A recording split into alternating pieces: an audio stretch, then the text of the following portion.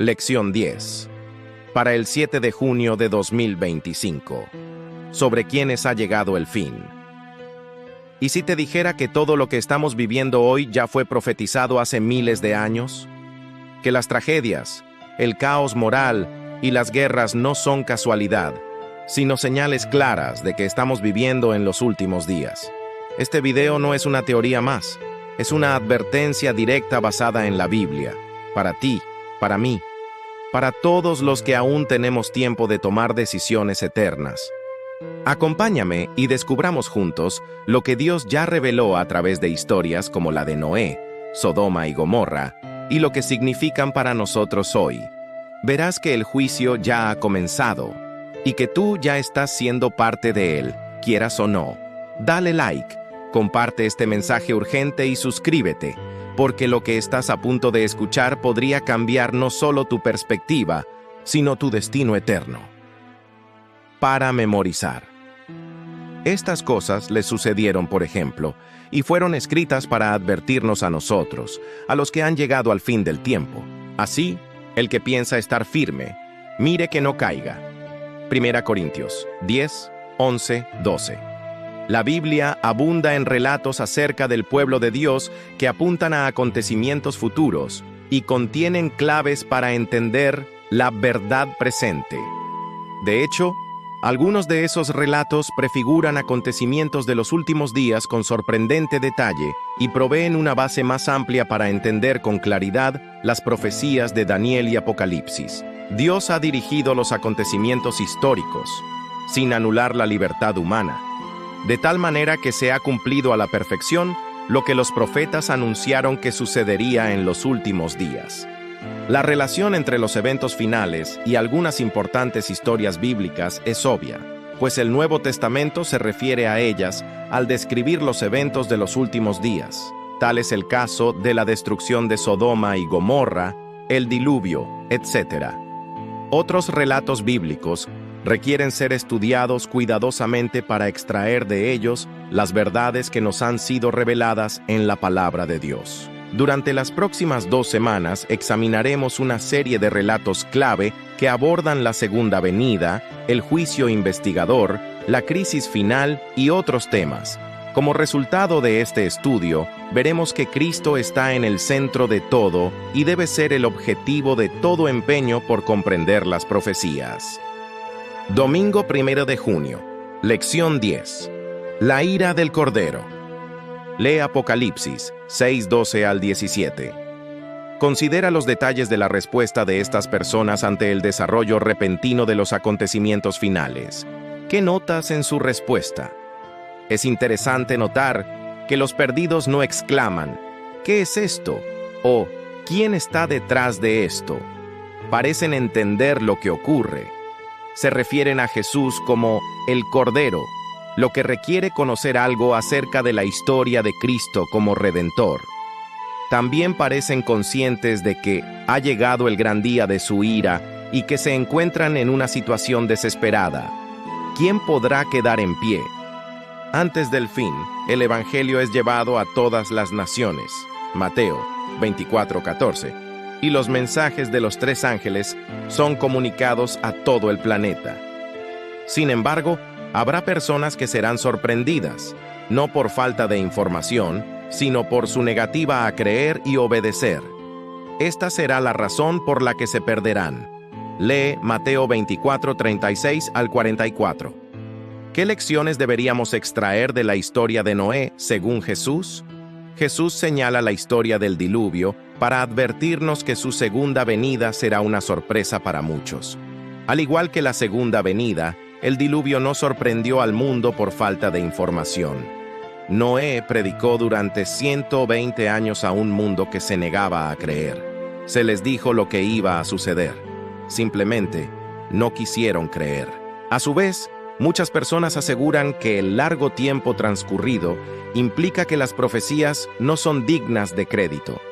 Pedro cita en tal sentido la historia del diluvio cuando dice que, ante todo, sepan que en los últimos días vendrán burladores, quienes, sarcásticos, andarán según sus bajos deseos y dirán, ¿dónde está la promesa de su venida? Desde que los padres durmieron, Todas las cosas permanecen como desde el principio de la creación. Segunda Pedro 3, 3, 4. Este sentimiento irá en aumento a medida que pase el tiempo. En el caso de quienes mueran antes del regreso de Cristo, la segunda venida o la tercera, si mueren sin aceptar a Jesús como su Salvador, ocurrirá apenas un instante después de haber cerrado sus ojos. Por otra parte, la vida transcurre muy velozmente. ¿Cómo pueden ayudarnos esas realidades a afrontar la demora? Lección 10, lunes 2 de junio. La evangelización de Noé Pedro nos recuerda que muchos no estarán preparados para el regreso de Cristo porque intencionalmente ignoran, 2 Pedro 3:5, lo que ocurrió en ocasión del diluvio. En la actualidad, aunque un asombroso número de culturas, desde los antiguos griegos hasta los mayas, registran la historia de un diluvio global y devastador, la narración bíblica acerca del diluvio es una de las más ridiculizadas. Como se predijo, el mundo está poniendo a un lado el relato bíblico del diluvio como si se tratara de un mito, sin importar cuán clara y explícitamente se lo describe en el Antiguo Testamento y cuántas veces se hace referencia a él en el Nuevo Testamento. Jesús dijo en Mateo 24, 37 al 39 que la situación mundial se parecería a la de los días de Noé. Compara este pasaje con Génesis 6, 1 al 8. ¿Cuáles fueron las condiciones morales que condujeron al diluvio? ¿Qué paralelismos existen entre la época de Noé y la nuestra? Un estudio cuidadoso de la Escritura reporta otra lección importante para el pueblo remanente de Dios de los últimos días. Hebreos 11:7 dice que Noé, con santa reverencia, construyó el arca para salvar a su familia. Por su fe condenó al mundo y llegó a ser heredero de la justicia que viene por la fe.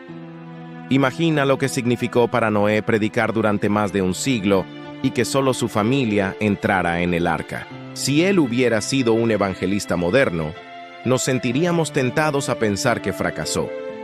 Afortunadamente, muchos lugares del mundo son en este momento muy receptivos a los mensajes de los tres ángeles. Como resultado, muchos están conociendo al Señor. Todavía no hemos llegado al punto en que no haya resultados, aunque se nos ha dicho que se acerca el momento en que habrá terminado el tiempo de gracia y se cerrará la puerta de la misericordia. Así que las palabras, las que estaban preparadas, entraron con él a las bodas y se cerró la puerta, nos conducen a través del ministerio final del Salvador, hasta el momento en que quedará terminada la gran obra en favor de la salvación del hombre. Elena de White. El conflicto de los siglos, página 424. Hasta entonces, tenemos una obra que hacer como iglesia. ¿Cómo podemos aprender a no desanimarnos si nuestros esfuerzos personales de evangelización no parecen dar mucho fruto por el momento? ¿Por qué debemos seguir esforzándonos? Ver Juan 4:35-37. Martes 3 de junio. Lección 10. La historia de Sodoma y Gomorra. Hay otra historia clave del Antiguo Testamento a la que Pedro hace referencia al describir los acontecimientos de los últimos días: la destrucción de Sodoma y Gomorra. Las ciudades de la llanura se han hecho legendarias por su maldad y se convirtieron en el primer ejemplo de poblaciones destruidas por el fuego del cielo. Lee 2 Pedro 2, 4 al 11, Judas 5 al 8 y Ezequiel 16, 46 al 50, y pon atención a todos los detalles. ¿Cuáles fueron las condiciones morales que desembocaron en la destrucción de estas ciudades y qué paralelismos existen con la condición actual del mundo? La advertencia dada a través del relato de Sodoma y Gomorra a quienes viven en la tierra en estos últimos días es clara. Finalmente, los malvados también serán destruidos por el fuego, como se describe con tanta claridad en Apocalipsis 20. El pecado es notablemente engañoso, en el sentido de que nos impide percibir la condición de nuestro propio corazón y hace que nuestras transgresiones nos parezcan aceptables, a diferencia de las de los demás. En el mismo capítulo donde Dios habla de cuánto ha amado a su pueblo, también le advierte que, aunque éste no cometió los mismos pecados que Sodoma, se ha vuelto más perverso que ella. Ezequiel 16:47. Israel había estado fornicando, ver Ezequiel 16:41. Es decir, cometiendo adulterio espiritual. Imagina la sorpresa del pueblo de Dios cuando sus integrantes escucharon que eran más malvados que gente famosa por su maldad. Esto no es una novedad acerca del antiguo Israel ni de la humanidad. En Romanos 1:18 al 32, Pablo presenta una larga lista de faltas humanas que podría haberse escrito sobre la base de las noticias actuales. La descripción que hace Pablo del pecado de los gentiles, o paganos, no pretendía que los judíos se sintieran superiores, sino que el pueblo de Dios comprendiera por fin la gravedad de sus propios pecados. Natán hizo lo mismo cuando habló con David. Le contó la historia de un hombre rico que robó el único cordero que tenía un hombre pobre. Esta historia encendió el furor de David, segunda de Samuel 12:5, pues la injusticia descrita era obvia. Aún así, fue necesaria la declaración de Natán: «Tú eres ese hombre». Segunda de Samuel 12:7, para que David se viera reflejado en la historia. Es importante recordar que la Biblia no se dirige principalmente al mundo exterior, sino al propio pueblo de Dios. La descripción de los atroces pecados de otros en Apocalipsis 13 o 17 es una advertencia de que nosotros también podemos caer en la misma trampa. Lección 10. Miércoles 4 de junio. El juez de toda la tierra. La Biblia registra una curiosa historia que tiene lugar en las llanuras de Mamre, justo antes de la destrucción de Sodoma. En ese relato, Dios se aparece a Abraham acompañado por 2 ángeles. Cuando el patriarca los ve, invita a los visitantes celestiales a una comida, y en ese momento, Dios promete que Abraham y Sara tendrán un hijo del cual descendería el Mesías. Jesús, en efecto, procedía del linaje de Abraham, comparar con Gálatas 3:16. A continuación, el relato pasa repentinamente al asunto de las ciudades malvadas de la llanura. Lee Génesis 18:17 al 32. ¿Qué enseñan estos versículos acerca del carácter de Dios y de cómo piensa hacer frente al mal existente en nuestro planeta? Dios no nos debe una explicación, pero decide no ocultar sus motivos y sus planes a la humanidad. En tal sentido, el profeta Amós dice: «Nada hace Dios el Señor sin revelar su secreto a sus siervos los profetas». Amós 3:7. Antes de destruir Sodoma y Gomorra, Dios informa a Abraham lo que está a punto de suceder, aquello de lo que éste será pronto testigo. Dios se queda con Abraham mientras los 2 ángeles se dirigen a la ciudad malvada para llamar a los que harán caso de su advertencia. Lo mismo puede decirse de los ángeles proféticos que exhortan en los últimos días a quienes son parte del pueblo de Dios a salir de Babilonia. Apocalipsis 14:6, 12, 18:1-4. Mientras se proclama la última advertencia, Dios discute con Abraham lo que está a punto de suceder y se somete de buen grado a las preguntas del patriarca. «Lejos de ti hacer eso, que hagas morir al justo con el impío, y que el justo sea tratado como el impío. Nunca hagas tal cosa. ¿El juez de toda la tierra no hará lo que es justo?», pregunta Abraham. Génesis 18:25. Abraham no solo examinaba el caso de Sodoma, sino también el carácter de Dios.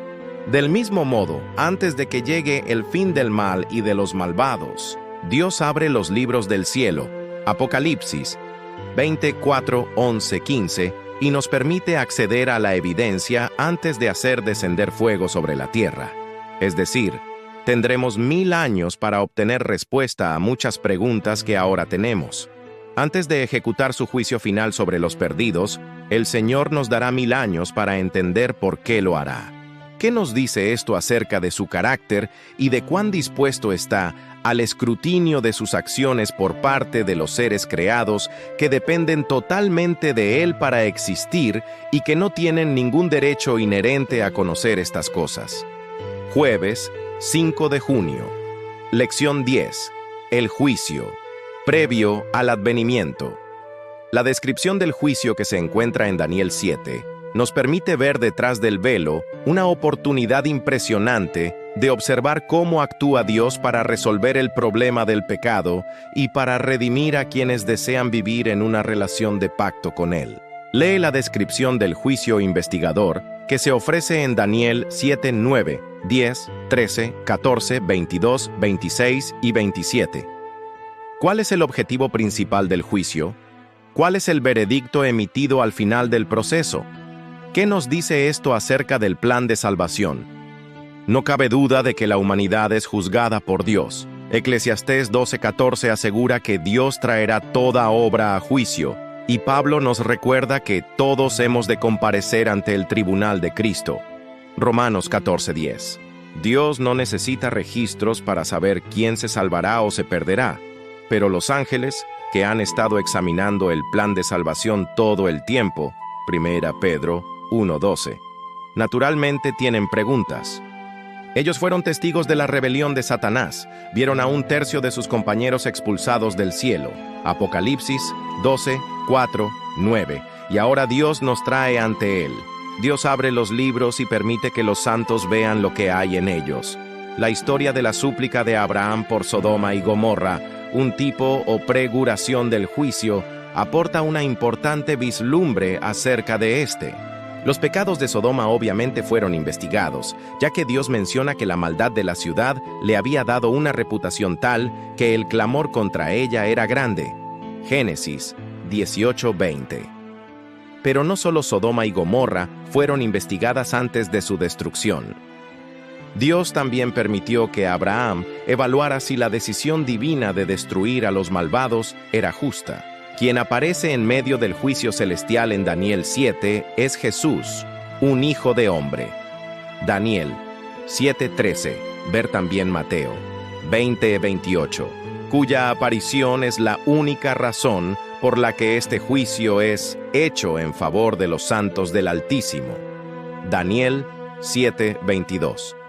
Solo su perfecta justicia hace que su pueblo salga airoso del juicio. Imagina que todos tus secretos estén expuestos ante nuestro santo Dios en ocasión del juicio.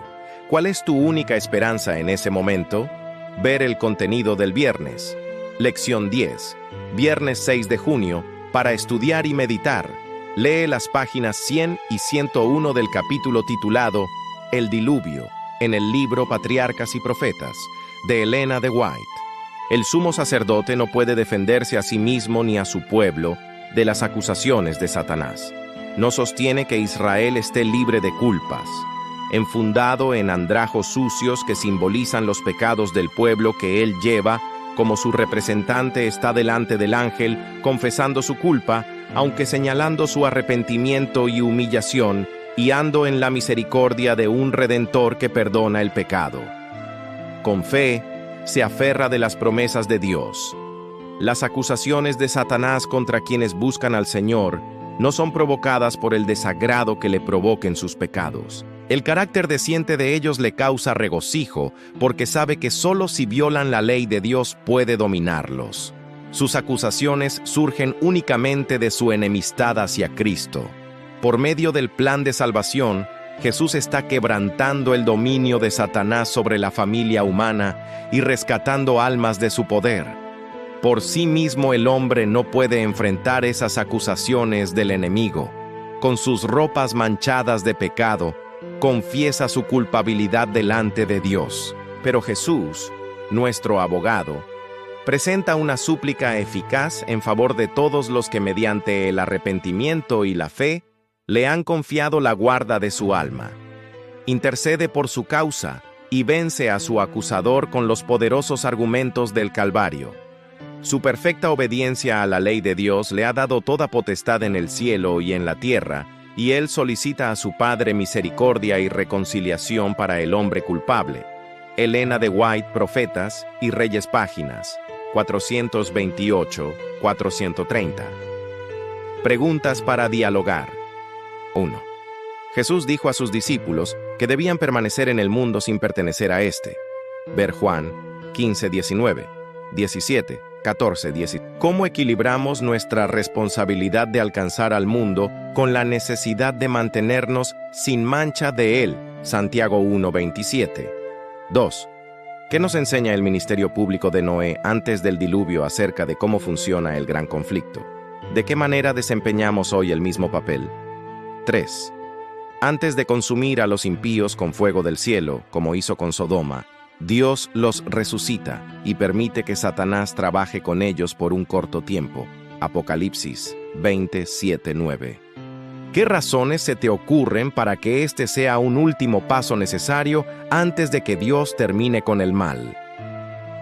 4. Al considerar las historias que estudiamos esta semana, ¿qué advertencias encuentras para tu propia vida? ¿Qué te enseñan estas historias acerca de tu esperanza en Cristo? Hoy, como en los días de Noé, muchos se burlan, muchos ignoran. Pero el tiempo de gracia no será eterno. Las puertas del arca espiritual están aún abiertas, pero no por mucho tiempo. Tú y yo hemos sido advertidos. Las profecías no son fábulas antiguas, son mensajes vivos que claman desde el pasado para despertar nuestra fe hoy. No esperes al último minuto. Despierta, arrepiéntete, busca a Cristo mientras pueda ser hallado. Escribe en los comentarios: Señor, quiero estar listo si este mensaje tocó tu corazón. Suscríbete, comparte este video y sé parte del remanente que aún proclama la verdad. Porque no se trata solo de estar informados, se trata de estar preparados.